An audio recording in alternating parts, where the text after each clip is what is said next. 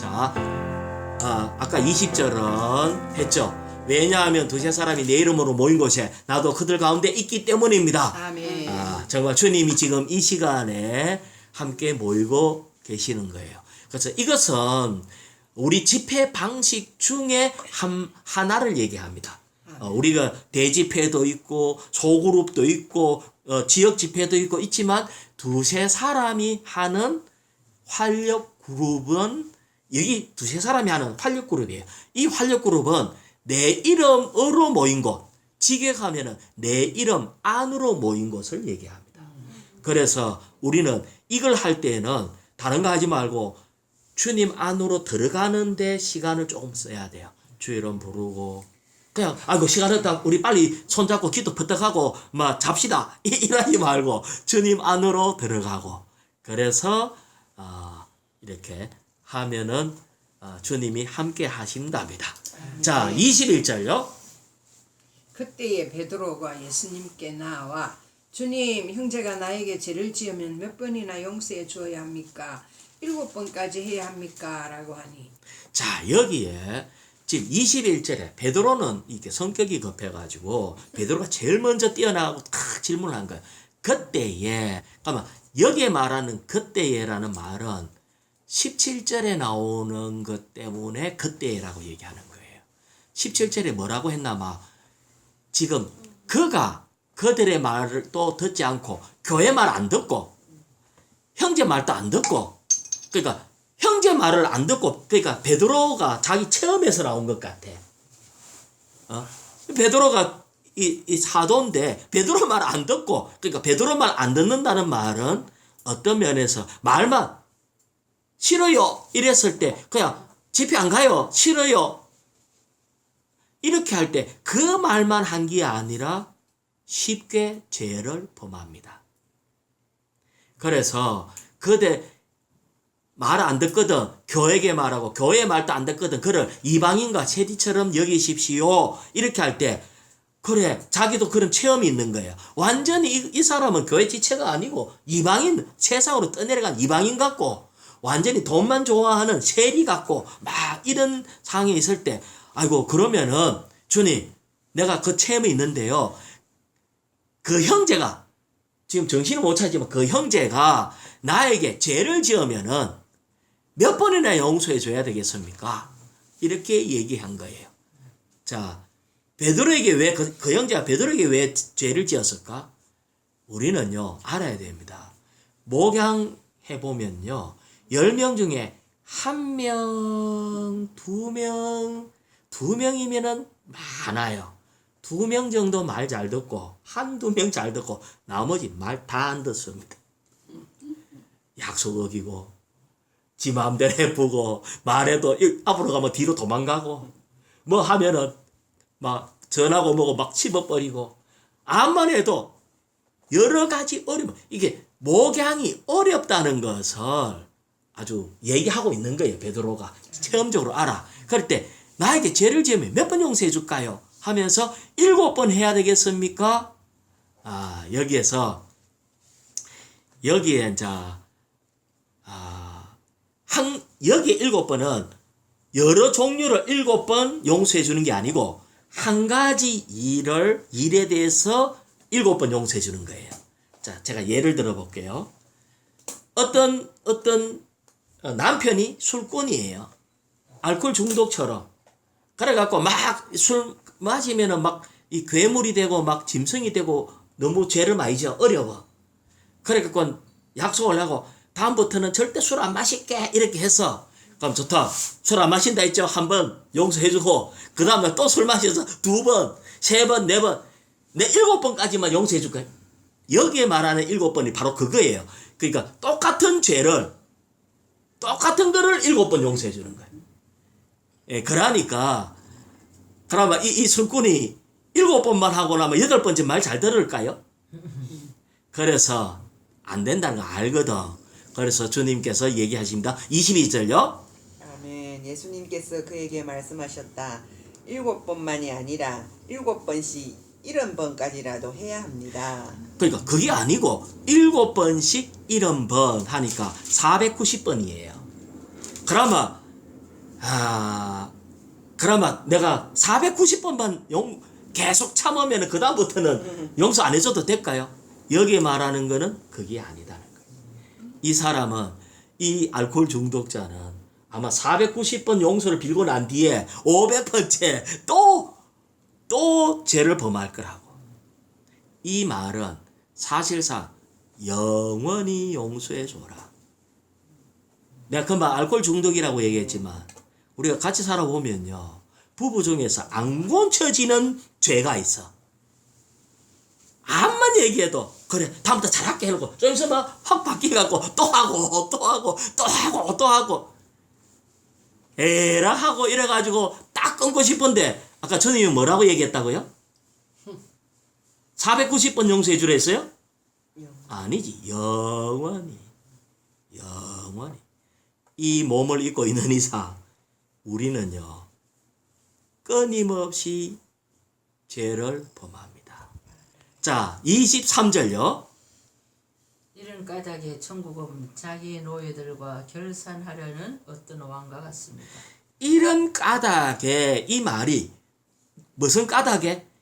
영원히 용서를 해줘야 되는 이 까닭을 가지고 설명을 하는 거예요. 그래서 이 설명을 우리는 잘 받아들여야 돼요.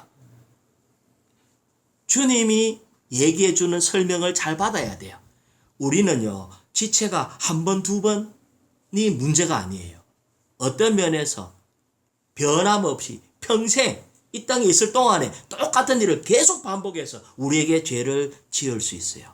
그런데 우리는 그걸 보고 용서해 줘야 된대. 그러면서 내가 설명해 줄게. 왜 용서해 줘야 되는지 하면서 얘기를 하는데 뭐라고 했어요? 천국은, 이 천국이 금방 뭐라고 그랬죠? 천국은 현재 교회 시대가 천국 시대예요. 뿐만 아니라 이제 어느 날 주님이 이 땅에 다시 오실 때 그리스도의 심판대 앞에서 우리를 심판해요. 그것이 자기 노예들, 우리는 주님의 노예거든요. 주님의 노예들과 결산하는 어떤 왕과 같습니다. 결산하는 거, 언제 결산한다고요? 그리스도가 다시 오실 때 그리스도의 심판대에서 결산합니다. 우리가 결산을 생각하고 이 메시지를 받아들여야 돼요. 아니, 나는 너무 손해 많이 나. 왜 이런 사람 때문에 내가 이렇게 많이 어려움을 당해야 돼? 이렇게 하는 게 아니고 결산해야 됩니다. 자, 고린도 후서 5장 10절을 한번 찾아보죠. 자, 고린도 후서 5장 10절입니다. 예, 같이 한번 읽어볼까요? 왜냐하면 우리 모두가 반드시 그리스도의 심판대 앞에 나타나, 우리는 반드시입니다. 우리 모두가 반드시 그리스도의 심판대 앞에 나타나, 언젠간 주님의 심판대 앞에 나타납니다. 그 다음에 각 사람이, 이거는 김해교회 몽땅 뭉뚱그리가 아니고 한 사람 한 사람, 각 사람이, 그 다음에요, 선이든 악이든 자기 몸으로 행한 것에 따라 그대로 대갚음을 받기 때문입니다. 심판을 어떻게 한다고요? 두리뭉실하게 하는 게 아니라 심판은 우리 몸으로 선을 행했든지 악을 행했든지 그대로 주님이 되갚습니다. 이걸 결산한다는 거예요. 언제? 주님이 오실 때. 그리스도의 심판대에서. 자, 그러면서 다시 마태복음으로 돌아갑니다. 24절요. 18장 24절. 왕이 결산하기 시작할 때 왕에게 10,000달란트 빚진 한 사람을 데려왔는데. 자, 왕이 결산할 때 이게 이제 그리스도의 심판대에서 결산을 하는데 어떤 사람이 10,000달란트 빚진 사람이 있었대요. 자, 10,000달란트가 현 시세로 계산하면 얼마나 될까요? 자, 시간이 없으니까 바로 얘기할게요. 10억? 찍어가 10억? 저 찍는 김에 다른 사람 한번 찍어봐요. 이정선 자매 한번 찍어보세요. 1억 100억 1억, 100억, 10억. 형제 한번 찍어보세요. 하나 지금 1조. 자, 자매님. 경 아닐 수 없네. 아이 찍어보라 할까? 예. 지금 나온 게 다 적소입니다. 경이네. 경도 안 되네요. 경은 안 나왔지, 아까. 자, 왜 계산을 해보나 하면은, 한 달란트는 6천 데날리온입니다. 6천 데날, 한 데날리온은 한 사람의 하루 품삯이에요. 하루 품삯을 10만 원 잡으면은, 한 달란트는 100만 그러니까 6천 데날리온은 10만 원씩 잡으면은 6억이 됩니다. 거기에 10,000달란트니까 6조가 됩니다. 형님 초록하게. 네. 그 1조하고 6조하고 너무 차이 나잖아. 그래도 형님 제일 가깝다. 제일 뭐 당첨. 아니 생각을 해보라고요. 왕 앞에서 어떤 사람이 왔는데 1만 달란트 빚진 사람이 나타나. 6조 빚이 떡 졌어. 이게 6조예요. 근데 지금 이거 금으로 계산하니까 지금은 금값이 올라가고 6조보다도 현 시세로 계산하니까 더 올라가대. 하지만 1만 달란트는 6조입니다. 이것이 바로 누구냐? 1만 달란트가 누가 1만 달란트 빚졌다고요? 우리입니다. 모든 사람이 주님 앞에 6조 빚을 졌습니다. 빚쟁이들입니다. 이걸 알아야 돼. 나는 죄인이다. 우리 한번 선포합시다. 나는 죄인이다. 나는 죄인이다. 6조 빚진 자다. 빚쟁이다. 죄인이 아니고 나는 빚쟁이다. 이래야지. 이 죄값이 6조라니까. 이 계산적으로. 자, 주님이 이해하기 쉽게 죄가 많다 적다 해갖고 이해가 안 되니까 계산으로 주님 해주신 것 같아요. 25절요. 그가 갚을 것이 없으므로 이 명령하여 그의 아내와 자녀들과 모든 수를 다 팔아 갚으라고 하니. 주님이 우리 주님은 계산이 분명합니다. 너 빚졌으니까 다 내놔. 다 팔아가 네 소유 다 팔아가 갚아라. 사실은 다 팔아가 갚아도 갚을 수 없는 금액이에요. 우리로는 길이 없는 금액이에요. 자, 그러니까 어떻게 했습니까? 26절. 그 노예가 엎드려 절하며 참아 주십시오. 그 다음에 내가 다 갚겠습니다. 형제님, 참아 주십시오. 내가 이 말이 지금 된다고 생각합니까? 이게 불가능하잖아. 아니, 내 전 재산 다 팔아도 안 되고 어떻게 이걸 갖다 다 갚을 수 있겠어요? 자매님 다 갚겠어요? 그럼 못 갚는 걸 다 갚겠다는 말은 사기지. 성의가 들어가. 사기지, 사기. 아니, 노력해가 갚을 수 도저히 안 됩니다. 이렇게 완전히 모면하려는 말렸어. 말이네. 말로선 그러니까 이거는 사기라. 하나님 앞에 사기 쳤어. 자기 마음은 갖고 싶겠지. 갖고 싶은데 이거는 불가능한 것을 갚겠다. 자, 이걸 주님이 알죠. 27절. 주인이 불쌍히 여겨 그를 놓아 보내며 그 빚을 면제하여 주었습니다.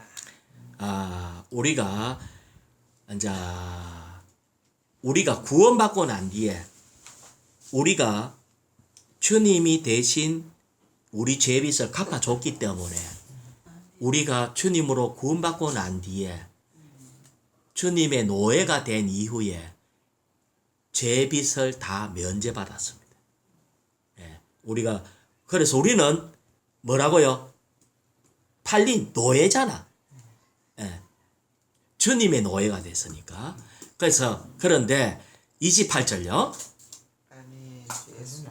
아멘. 그러나 그 노예는 나가서 자기에게 100데나리온을 빚진 동료 노예 한 사람을 만나. 자, 여기서 100데나리온이 그러면 얼마죠?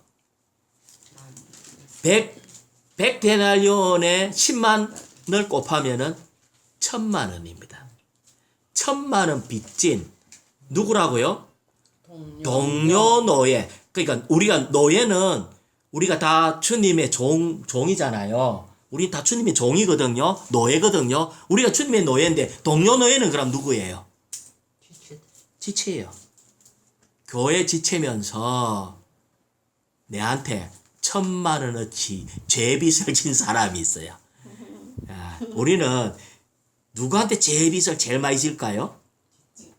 아니, 옆에 있는 지체 중에서도 옆에 있는 지체, 저 멀리 있는 지체한테는 내가 빚을 잘 안 져. 빚을 져도 옆에 쉽게 매일매일 쉽게 주고받고 하는 그게 있어야 될 거 아니에요. 당신은 그래서 이게 바로 옆에 있는 사람한테 맨날 죄빚을 지는 거야. 네. 오늘 1,000,000원어치 또 빚지고 막 또 보태지만 2,000,000원 이렇게 올라가겠지만 하여튼 어쨌든 그런데 동료 노예를 한 사람을 만나가지고 잘 만났다 이래가 그 다음에 어쨌어요? 그를 붙들고 그 다음에 목을 조르며 말만 한 게 아니지.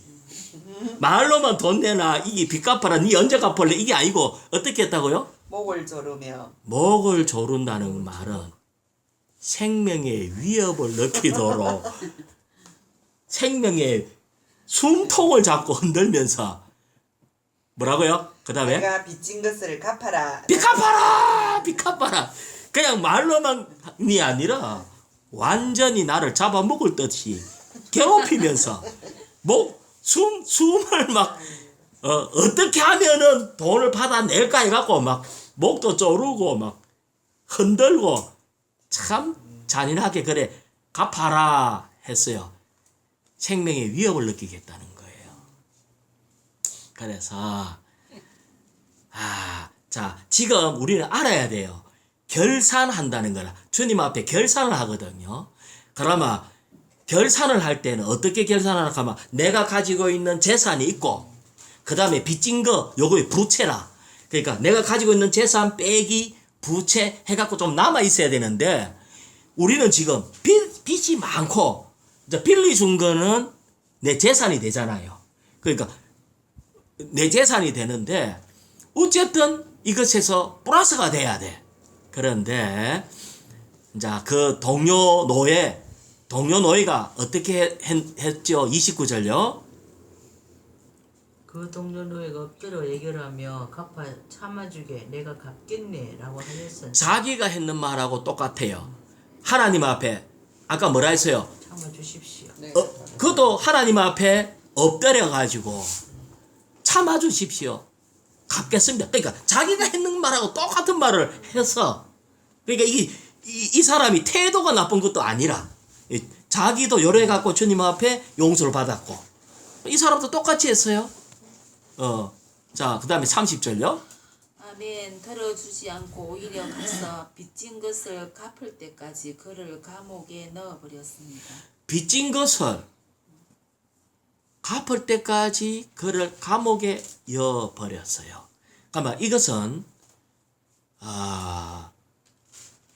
주님은 우리를 용서해 줬는데 그는 자기는 지금 6조를 탕감받아 놓고 그거에 대해서는 꿀꺽 삼키고 싹 다 잊어버리고 당연시하고 우리가 주님 앞에 용서받은 거는 새카맣게 잊어버리고 내가 뭐 잘못했는데 이런 태도로 1,000,000원 때문에 아주 크게 아주 흥분해갖고 행동을 해갖고 아예 감옥까지 이어버렸어. 자, 그러니까 어떤 일이 벌어졌는가? 31절요.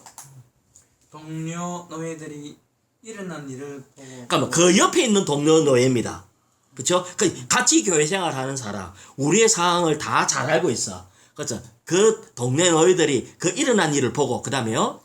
몹시 마음이 상하여 주인에게 가서 그 일을 자세히 다 알리니 그러니까 지체들이 이걸 보고 옆에서 봐도 해도 너무하네. 이래갖고 마음이 상했대.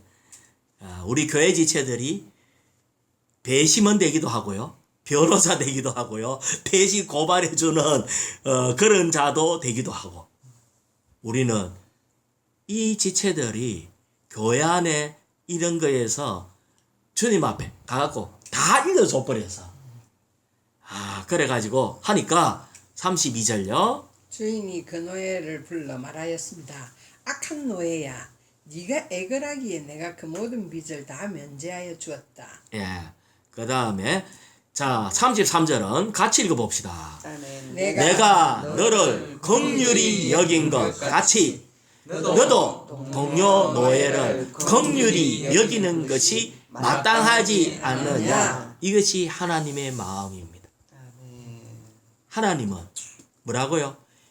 내가 긍휼히 너한테 여긴 것 같이 내가 6조를 긍휼히 여겨줬으면은 1,000만 원 아이고 크죠. 형님 1,000만 원 크잖아요. 예? 크죠. 하지만 불쌍히 여겨갖고 이거를 긍휼히 여겨주는 것이 마땅하다. 그래서 우리는 지난번에도 항상 그랬어요. 지체 눈에 이렇게 티끌이 보이면 내 눈에 덜보를 봐야 돼요. 내가 지체한테 빌려준 게 1,000만 원이면은 내가 주님 앞에 탕감받은 거는 덜보인 6조예요. 그래서 우리는 나를 안다면 어떤 것도 용서해 주지 못할 일이 없다. 정말 이 부분에 있어서 우리가 이렇게 온전히 받아들여야 될 것 같아요. 자, 34절요. 아멘. 그리고 주인이 화가 나서 빚진 것을 다 갚을 때까지 그를 고문하는 사람들에게 넘겨버렸습니다. 이것도 자기가 감옥에 집어넣어 버렸잖아요. 동료 노예를. 그러니까 우리 주님은 어떻게 하신다? 내가 행한 대로 해요. 내가 감옥에 집어넣었으니까 주님도 너도 다 갚아봐. 이래갖고 어디로? 고문하는 사람들에게 넘겨버려요. 자, 35절입니다. 여러분 예. 각 사람이 여러분의 마음 속에서부터 자기 형제를 용서하지 않으면 내 하늘의 아버지도 여러분에게 이와 같이 하실 것입니다. 아멘. 자, 요 부분을 같이 잠깐 먹죠. 여러분, 여러분, 각 각 사람이 아멘. 각 사람이 아멘. 여러분 각 사람이 여러분의 마음 속에서부터 어디서? 마음 속에서부터 자기 형제를 용서하지 않으면 자, 이 말로만의 문제가 아니라 마음 안에서 풀어질 때까지 우리는 어떨 때 말로만 아이고만 어떻고 저떻고 이래갖고 그냥 말로만 이렇게 할 때가 있는데 여전히 내 마음에 이게 남아있다면 이걸 잊어버릴 수가 없어. 주님은 그러면 내 마음속에 남아있으면 어떻게 해야 되겠어요? 주님 앞에 이 부분을 놓고 기도하면서 해결을 봐야 돼. 그럴 때 주님께서 우리의 모든 것을 이렇게 씻어줄 겁니다. 마음 속에서부터 자기 형제를 용서하지 않으면 자, 여기에 어떤 형제라고 그랬어요?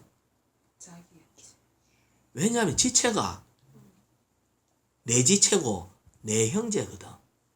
남이 아니라고. 아무리 못나고 아무리 죄가 많고 아무리 내한테 어려움을 많이 줬다 해도 자기 형제입니다. 우리 형제라고. 용서하지 않으면 그 다음에 계속요. 내 하나님의 아버지도 내 하늘의 아버지도 이건 지금 하나님의 문제가 아니라 이거는 형제 아버지의 문제예요. 지금 아버지도 그 다음에 여러분에게 이와 같이 하실 것입니다. 우리 하나님은 자 지금 심판을 하는데 어떻게 심판하죠? 내가 한 것에 따라 그대로 심판합니다. 내가 용서를 많이 해주고 긍휼을 베풀면 심판을 이깁니다. 우리가 자 교회 생활을 하다 보면은 여러 가지 문제가 있어가지고 어떨 때 마음에 서로 상처가 있고 막 이러면은 인사를 해도 인사도 안 받아주는 사이가 있을 수도 있잖아요. 그런 지체 본 적 있어요? 어떤 상황에서 너무 사이가 안 좋아갖고 인사를 했는데 인사를 안 받아주고 고개를 싹 돌리고 가는 그런 경우가 있어요. 아마 상대방이 자기한테 죄를 많이 지었기 때문에 고개를 싹 돌리겠지. 하지만 이런 사람은 천국 못 갑니다. 너무 심해요. 그러니까 죄는 그가 틀림없이 엄청난 죄를 지었을 거야. 그에게 엄청난 상처를 줬을 거야. 하지만 용서 안 해주면 주님도 용서를 못 해준다. 이거에 대해서 엄중하게 받아야 돼. 아까 이게 오늘 18장이 뭐라고 했죠? 교회 안에 있는 지체들의 관계예요. 지체들의 관계에서 앞에 쭉 했다가 마지막에 무한대로 용서해줘라. 용서는 잊어버리고 지우는 것과 같아요. 그래서 이것이 우리가 죄빚을 다 갚을 때까지 주님의 징계를 이렇게 받게 될 거예요. 그래서 우리는 이런 부분에 있어서 정말 주님 앞에 기도해야 돼요. 시험에 들지 말게 하옵시고. 네. 그 다음에 어떤 면에서 내한테 많은 빚이 올 때마다 한 면에 주님께 감사해야 돼. 아이고 주님, 내가 이 빚을 줄 수 있음으로 인해서 감사합니다. 빚을 줄 수 있음으로 인해 감사합니다. 그럼 그 지체는 아니, 그러니까 이 상호, 내는 좋은데. 그러니까 어쨌든 이것이 어떤 면에서는 우리는 이미 육조를 도달할 수가 없어. 주님 앞에 빚진 이것을 도달할 수는 없어. 하지만 주님은 이것 때문에 이것이 이루어지면은 교회 생활이 천국 생활이 될 거예요. 교회 생활이 얼마나 화목하겠어요. 그래서 아까 요 앞에 얘기했던 것처럼 합심해서 기도하는 거, 그 다음에 영원히 용서해 주는 거, 이것이 생활 가운데서 훈련 더하고 또 온전히 누리기를 원합니다.